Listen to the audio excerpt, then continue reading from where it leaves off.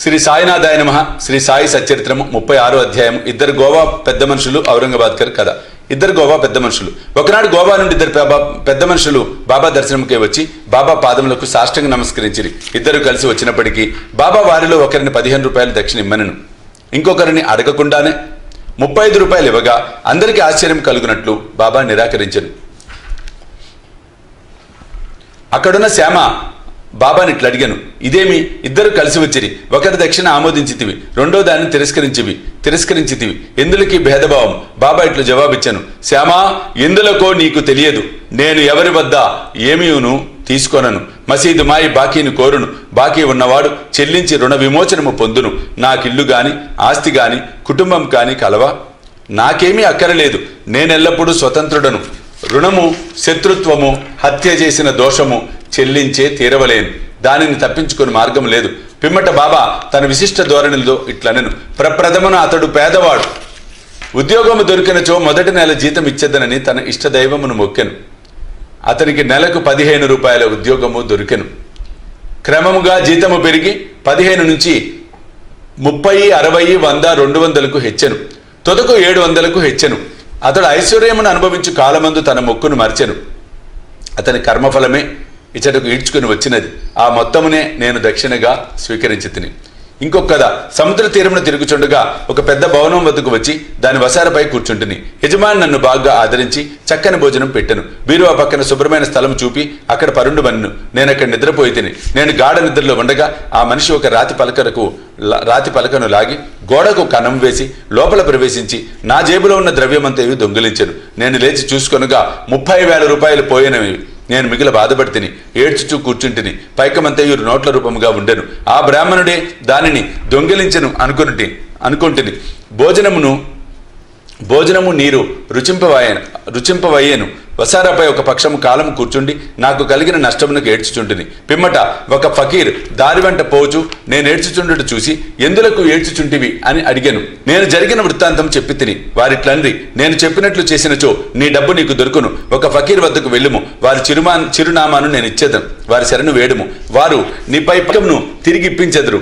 ఈలోగా నీకు ప్రియమైన ఆహారం ఏదో దానిని నీ ద్రవ్యం దొరుకునంత వరకు విసర్జించుము. నేను ఫకీర్ చెప్పినట్లు నడుచుకొందును. నా పైకం నాకు చిక్కినది. నేను వాడను విడిచి సముద్ర పొడ్డునకు పోయి తిని. అక్కడ ఒక స్టీమర్ ఉండెను.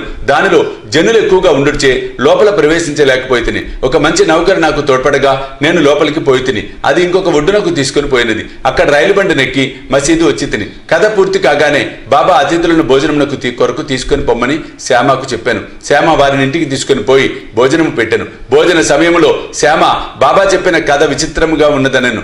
బాబా వారన్నాడు సముద్ర తీరమునకు పోయి ఉండలేదు. వారి వద్ద 30,000 రూపాయలు ఎప్పుడూ లేకుండెను. ఎన్నడూ ప్రయాణం చేయలేదు. ద్రవ్యం ఎప్పుడునూ పోవుట గాని వచ్చుట గాని జరగలేదు. కావున దాని భావం తనకేదైనా తెలిసినదా అని వారిని అడిగాను. అతిథులు మనసు కరిగాను. వారు కళ్ళు తడబెట్టుకొనిరి. ఏడ్చుచూ బాబా సర్వజ్ఞుడు, అనంతుడు, పరబ్రహ్మ స్వరూపుడే అని నుడివిరి. బాబా చెప్పిన కథ మా గుర్చే, వారు చెప్పినదంతయు మా విషయమే, వారికి ఎట్లు తెలుసనో అన్నది గొప్ప చిత్రము. భోజనమైన తరువాత పూర్తి వివరములను చెప్పేదము అనిది. భోజనమైన పిమ్మట తాంబూలం వేసుకొనుచు అతిథులు వారి కథలను చెప్పదొడంగిరి. అందులో ఒకరిట్లు చెప్పిరి, లోయలో ఉన్న ఊరు మా స్వగ్రామం. జీవనోపాధికై నేను ఉద్యోగం సంపాదించుటకు గోవా వెళ్ళి తిని. నాకు ఉద్యోగం లభించినచో నా మొదటి నెల జీతం ఇచ్చేదనని దత్తదేవుణ్ణి మొక్కుకొంటిని. వారి దయవల్ల నాకు 15 రూపాయల ఉద్యోగం వచ్చాను. నాకు క్రమంగా జీతము బాబా చెప్పిన ప్రకారము 700 వరకు హెచ్చినది. నా మొక్కును నేను మర్చితిని. దానిని బాబా ఈ విధంగా జ్ఞప్తికి తెచ్చి నా వద్ద 15 రూపాయలు తీసుకొనిరి. అది దక్షిణ కాదు, పాత బాకీ తీర్చుకొనక మర్చిన మొక్కును చెల్లించుట. బాబా ఎన్నడూ డబ్బు భిక్షమెత్తలేదు. సరికదా తమ భక్తులు కూడా భిక్షమెత్తుటకు ఒప్పుకోలేదు. వారి ధనము ప్రమాదకారిగాను పరమమును సాధించుటకు అడ్డుగాను భావించేవారు. భక్తులు దాని చేతులలో చిక్కకుండా కాపాడేవారు. ఈ విషయమున భక్త మహర్షాపతి ఒక నిదర్శనం. ఆయన మిక్కిలి పేదవాడు. అతనికి భోజన వసతి కూడా జరుగుబాటు లేకుండెను. ఆయనను అతడు ద్రవ్యం సంపాదించుటకు బాబా అనుమతించలేదు. దక్షిణలో నుండి కూడా ఏమీ లేదు. ఒకనాడు ఉదారవర్తకుడైన హంసరాజ్ అను బాబా భక్తుడు చాలా ద్రవ్యమును బాబా సుముఖమున మహల్సాపతికి ఇచ్చాను. కానీ బాబా దాన్ని పుచ్చుకున్నటకు అనుమతించలేదు. పిమ్మట రెండో అతిథి తన కథనిట్లు ప్రారంభించెను. ఆ బ్రాహ్మణ వంట మనిషి నా వద్ద 35 సంవత్సరాల నుండి నౌకరి చేయుచుండినను. దురదృష్టమైన వాడు చెడు మార్గంలో పడెను. వాని మనసు మారిపోయింది. వాడు నా ద్రవ్యమంతయు దొంగిలించెను. రాతి పలకను తొలగించి ధనము దాచిన భోషానమున్న గదిలో ₹20 కరెన్సీని దొంగిలించి పారిపోయింది. బాబా సరిగా మొత్తమునే ఎట్లు చెప్పగలిగినో నాకు తెలియదు. రాత్రింబవళ్ళు ఏడ్చుతూ కూర్చుంటిని. నా ప్రయత్నములన్నీ విఫలమైనవి. ఒక పక్షం వరకు చాలా ఆరాటపడితిని. విచారగ్రస్తుడనే దుఃఖంతో అరుగుపై కూర్చొని ఉండగా ఒక ఫకీర్ నా వద్దకు వచ్చి కారణం తెలుసుకొనిను. నేను వివరములన్నీ తెలిపి తిని. అతడు షిరిడి సాయి అను ఔలియా ఉన్నారు, వారికి మొక్కుము, నీకు ప్రియమైన ఆహారమును విడువుము, నీ మనసులో వారి దర్శనం చేయ వరకు నీకు ప్రియమైన ఆహారం తిననని మొక్కుకొనుము అనెను. నేను అటలే, బాబా నా ద్రవ్యము దొరికిన పిమ్మట నేను అన్నము తినదను అని మొక్కుకొంటిని. దీని తర్వాత 15 దినములు గడిచెను. బ్రాహ్మణుడు తనంతట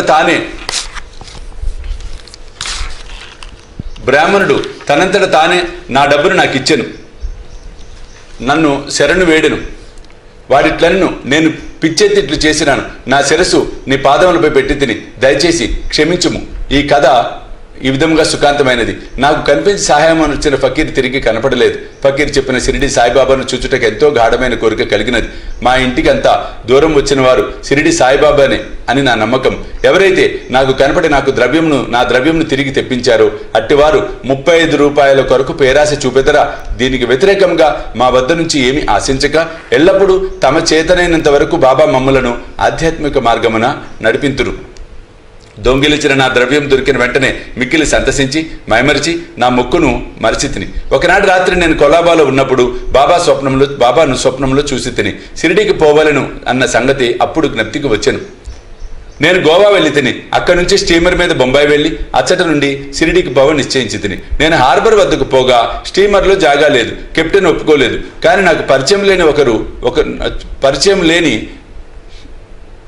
ఒకడు చెప్పగా ఒప్పుకొని నన్ను స్టీమర్లో బొంబాయి తెచ్చాను. అక్కడి నుండి ఇక్కడ రైలుకు వచ్చి తిని. కాబట్టి బాబా సర్వజ్ఞుడు, సర్వాంతర్యామి. మేమెక్కడా, మా ఇల్లెక్కడా, మా అదృష్టం ఏమని చెప్పవలను. బాబా మా ద్రవ్యమును తిరిగి రాబట్టను ఇక్కడికి లాక్కొని వచ్చాను. షిరిడి జనులారా, మీరు మాకంటే పుణ్యాత్ములు, మాకంటే అదృష్టవంతులు. ఏలన బాబా మీతో ఆడి నవ్వి మాట్లాడి ఎన్నో సంవత్సరములు మీతో నివసించను. మీ పుణ్యమంతయు ఎందుకనగా అది బాబాను షిరిడీకి లాగాను. సాయే మన దత్తుడు. వారే మొక్కుకొమ్మని నన్ను ఆజ్ఞాపించిరి. స్టీమరులో జాగా ఇప్పించిదిరి. నన్ను ఇచ్చడి తెచ్చిరి. ఇట్లు వారి సర్వజ్ఞత్వమును సర్వశక్తిమత్వమును నిరూపించిరి. ఔరంగాబాద్కర్ కథ. షోలాపూర్ నివాసికు సకారం ఔరంగాబాద్కర్ భార్యకు 27 సంవత్సరములైనను సంతానము కలగలేదు. ఆమె అనేక దేవతలకు మొక్కెను, కానీ నిష్ప్రయోజనమైనను. తుదకు నిరాశ చెందెను. ఈ విషయమై చివరి ప్రయత్నం నిశ్చయించుకొని తన సవతి కొడుకకు విశ్వనాథునితో షిరిడీకి వచ్చెను. అచట బాబా సేవ చేయుచు 2 నెలలు గడిపెను. ఆమె ఎప్పుడు మసీదు పోయినను అది భక్తులచే నిండి ఉండెను. బాబా చుట్టూ భక్త మండలి మూగి ఉండువారు. బాబా ఒంటరిగా చూచి బాబా పాదములపై పడి తన మనసును విప్పి చెప్పి తనకొక సంతానము కావాలనని కోరుకొనుటకై తగిన అవకాశముకై ఆమె కనిపెట్టుకుని ఉండెను. తుట్టతుదుకు శ్యామకి సంగతి చెప్పి బాబా ఒంటరిగా ఉన్నప్పుడు తన విషయంలో జోక్యము కలుగజేసుకొనమనను. శ్యామ బాబా దర్బార్ ఎల్లప్పుడూ తెరిచి ఉండునని, అయినను ఆమె గురించి ప్రయత్నించదనని సాయి ప్రభు ఆశీర్వదించవచ్చని చెప్పాను. బాబా భోజన సమయమున మసీదు వాకిల్లో కొబ్బరికాయ అగరబత్తులతో సిద్ధంగా ఉండమని, తాను సైగ చేయగానే మసీదు పైకి రావేలను అని చెప్పాను. ఒకనాడు శ్యామ మధ్యాహ్నం భోజనానంతరము బాబా చేతులు తువాలతో తుడుచుచుండగా బాబా శ్యామ బుగ్గ గిల్లెను. శ్యామ కోపగించి, దేవా, నా బుగ్గను గిల్లుట నీకు తగునా? మా బుగ్గలు గిల్లునట్టి పెంకి దేవుడు మాకు అక్కర్లేదు. మేము నీపై ఆధారపడి ఉన్నామా? ఇదేనా మన సాన్నిహిత్య ఫలితం అనను. బాబా ఇట్లనను, శ్యామా, 72 జన్మల నుంచి నీవు నాతో ఉన్నప్పటికీ నేను నిన్ను గిల్లలేదు. ఇన్నాళ్లకు గిల్లగా నీకు కోపము వచ్చుచున్నది. శ్యామ ఇట్లనను, ఎల్లప్పుడూ ముద్దులు మిఠాయిలు ఇచ్చు దైవము మాకు కావలను. మీ నుండి మాకు గౌరవం గాని, స్వర్గం గాని, విమానం గాని అవసరం లేదు. మీ పాదములందు నమ్మకం మాకెప్పుడు ఉండును గాక.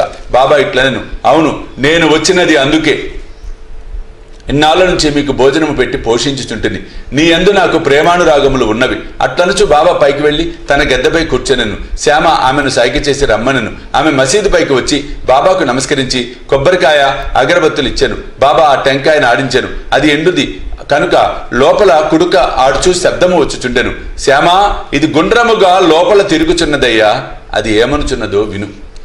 శ్యామ వెంటనే అనను, ఆమె తన గర్భమునందు ఒక బిడ్డ అటులలే ఆడవలనని వేడుచున్నది, కాని టెంకాయను ఆశీర్వదించి ఇవ్వము.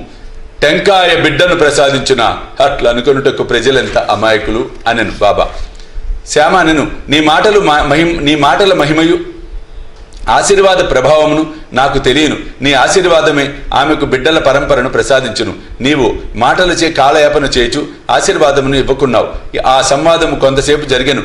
బాబా పదే పదే టెంకాయను కొట్టుమని చుండెను. శ్యామ టెంకాయను కొట్టకుండా నా స్త్రీకే ఇవ్వమని వేడుచుండెను. తుదకు శ్యామ టెంకాయను కొట్టకుండా ఆ స్త్రీకే ఇవ్వమని వేడ్చుండెను. తుదకు బాబా లొంగి ఆమెకు సంతానం కలుగును అనెను.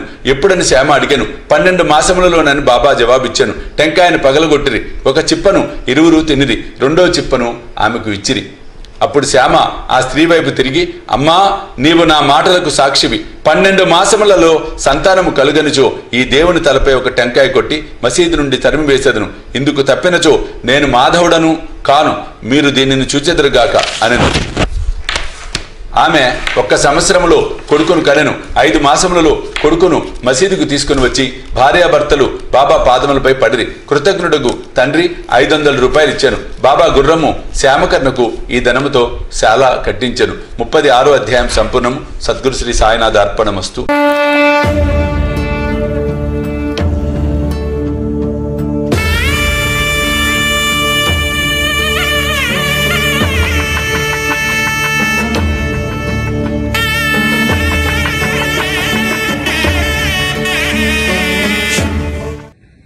సాయి దివ్య రక్షా కవచ యంత్రానికి